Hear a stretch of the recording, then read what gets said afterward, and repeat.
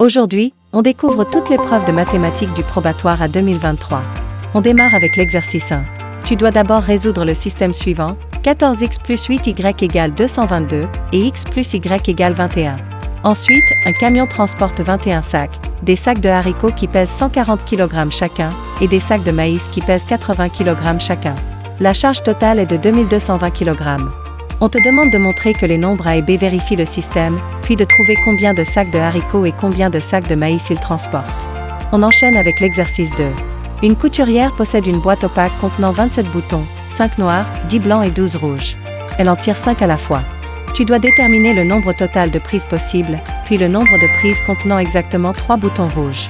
Ensuite, tu étudies les masses corporelles d'enfants répartis en classes dans le tableau ci-dessous. Tu dois calculer la moyenne, compléter la ligne des effectifs cumulés croissants, trouver la classe médiane et construire l'histogramme. On continue avec l'exercice 3.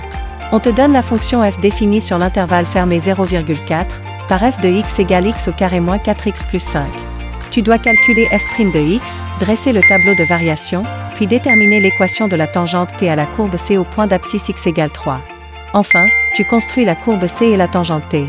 On termine avec la partie B. Taylor travaille dans un jardin en forme de triangle rectangle, d'air 9600 m², et la somme des deux côtés de l'angle droit vaut 280 mètres.